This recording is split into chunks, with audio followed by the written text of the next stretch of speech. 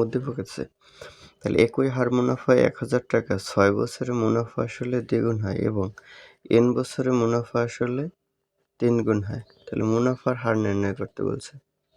তাহলে তথ্য দেওয়া আছে মুনাফার হার, আমরা আর এর মান বের করব।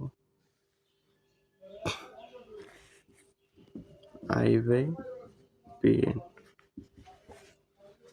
তাহলে মুনাফা একই হার মুনাফা ১,০০০ টাকা, পি এর মানটা দেওয়া আছে ১,০০০, ৬ বছর n এর মান ৬, মুনাফা আসলে দ্বিগুণ হবে। তাহলে মুনাফা আসল যদি ১,০০০ হয়, দ্বিগুণ হলে হয় ২,০০০। তাহলে মুনাফা আসলে হয় ২,০০০, এর মান ২,০০০। তাহলে আই এর মান হয় পি থেকে এ থেকে পি বাদ দিলে থাকে ১,০০০। তাহলে এটা হলো মুনাফা। তাহলে ১,০০০ টাকা, আর মুনাফার হার বলছে ১০০%। তাহলে ১,০০০ বাদ, ৬ দিয়ে ১০০ কাটলে হয়, ২ দিয়ে কাটলে ৫০, আর ২ দিয়ে ৩ সতেরো ৫১, ১৭ হয় না, তাহলে ১৬ দশমিক সামথিং হবে।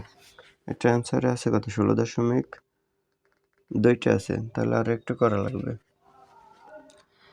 তাহলে ১৬ দিয়ে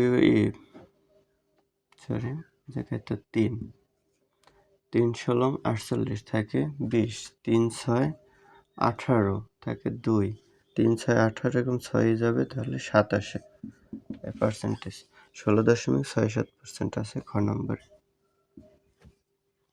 মানে এটা যদি আমরা জানি ৩ সতেরো ৫১, তাহলে ১৭ দিয়ে তো যায় না, যায় ১৬ দিয়ে।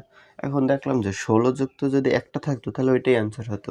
যেহেতু ১৬ যুক্ত আছে দুইটা, ১৬.৬৭ আছে আর ১৬.৭৬ আছে, তাহলে এই জন্য আরও একটু বের করা লাগছে, এই ৬ পর্যন্ত যাওয়া লাগছে, তবে ৬-৭ পর্যন্ত গেলাম।